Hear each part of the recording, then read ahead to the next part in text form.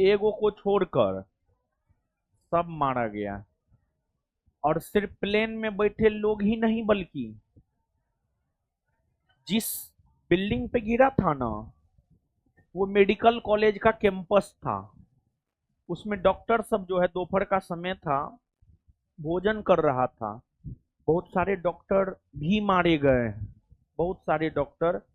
यानी हमको लगता है कि इस पूरे सदी का, अभी तक का, मतलब जो 21वीं सदी अभी चल रहा है, 21वीं सदी में चल रहा है, हाँ, 21वीं सदी का सबसे बड़ा विमान हादसा है। सबसे बड़ा विमान हादसा है ये, समझ गए? सबसे बड़ा विमान हादसा है। ठीक है। तो कहीं ना कहीं फ्लाइट रनवे से उड़ने के जस्ट 1-2 मिनट बाद जो है क्रैश कर गया। तो कहीं कहीं ना कहीं ये इस बात की ओर इशारा है कि प्लेन पहले से ही खराब था, क्योंकि रनवे से टेकअप करते हुए ही जो है क्रैश कर गया। इसका क्या मतलब निकलता है? मतलब 1 से 2 मिनट के भीतर, समझे? तो कहीं ना कहीं जो है प्रॉब्लम तो, यानी अब ये तो जांच का विषय है। प्लेन में कोई ना कोई प्रॉब्लम जरूर रहा होगा, समझे? तो देख रहे हैं, मतलब प्लेन से लोग 4 से 5 घंटा में लंदन चल जाता है। 5 घंटा 6 घंटा में लंदन चल जाता है। वो प्लेन लंदन ही जा रहा था, लगभग शाम में 6-7 बजे के आसपास लंदन पहुंचा देता। और वही लंदन जाने में बाय रूट कितना समय लग जाएगा? प्लेन से 5 से 6 घंटा में लोग लंदन पहुंच सकता था, पहुंच सकता है।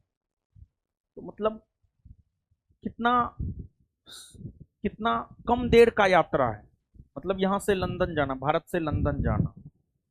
लेकिन जितना अच्छा चीज होता है, कहने का मतलब आप समझिएगा, मतलब एक प्रकार से सुगमता नहीं हुआ यातायात में, आने जाने में एक प्रकार से सुगमता हुआ कि बहुत कम समय में जो है आप लंदन पहुंच जा रहे हैं। लेकिन देखिए, हादसा हुआ, सब लोग मारे गए, सिवाय एक को छोड़ करके सब लोग मारे गए। उसमें गुजरात के पूर्व सीएम विजय रूपानी भी थे, वो भी मारे गए, समझे? तो कहीं ना कहीं चीज जितना सुंदर होता है ना, उतना खतरनाक भी होता है। बहुत दुखद दुखद घटना है, बहुत ही ज्यादा दुखद घटना है।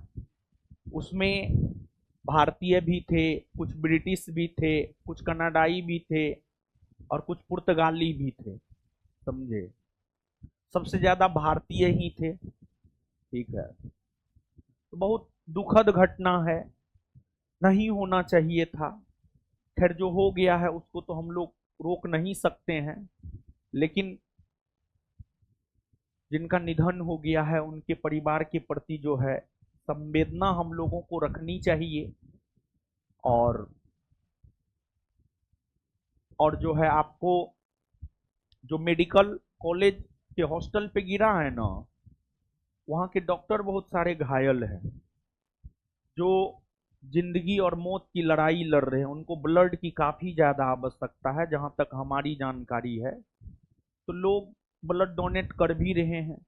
अब हम लोग तो बिहार में हैं, हम लोग तो मतलब अहमदाबाद जाकर के ब्लड डोनेट नहीं ही कर सकते हैं। लेकिन आसपास के लोगों को जो है ब्लड डोनेट करना चाहिए, ताकि डॉक्टरों की जान बचाई जा सके। कभी भी हम ये बात बोल करके हम ये कहना चाह रहे थे, कभी भी अपने आसपास, आपके आसपास कोई भी घटना दुर्घटना होता है और किसी का जान बचाने के लिए ब्लड डोनेट करना पड़े, और अगर आप स्वस्थ हैं, ब्लड डोनेट करने से एकदम नहीं कतराइए, कभी नहीं कतराइए। कतराइए ब्लड डोनेट करने से, कभी नहीं कतराइए ब्लड डोनेट करने से। अरे यार, ब्लड शरीर में बनता है, जो चीज हमारे शरीर में बनता है उसको देने से क्या हानि है? कोई हानि नहीं है, फिर से आपका नया ब्लड बन जाएगा, समझ गए ना? लेकिन लोग जो है ब्लड डोनेट करने से भी कतराता है, पता नहीं क्यों। लेकिन हमको नहीं लगता है कि ब्लड डोनेट करने से कतराना चाहिए, समझे? जैसे ब्लड शरीर में बनता, जैसे मेरा ही ऑपरेशन हुआ था, बहुत सारा ब्लड निकल गया था, ब्लड चढ़ाने का नौबत आ गया, लेकिन हम डॉक्टर को बोले नहीं हम यंग हैं, तो हमको लगता है कि हम 15 दिन 20 दिन में जो है रिकवर कर लेगा मेरा शरीर। तो ब्लड हम नहीं चढ़वाए, ब्लड नहीं चढ़वाए तो शरीर रिकवर किया, ब्लड बना। तो ब्लड जो है शरीर में बाबू बनता है, ब्लड डोनेट करने से नहीं कतराना चाहिए। ठीक है।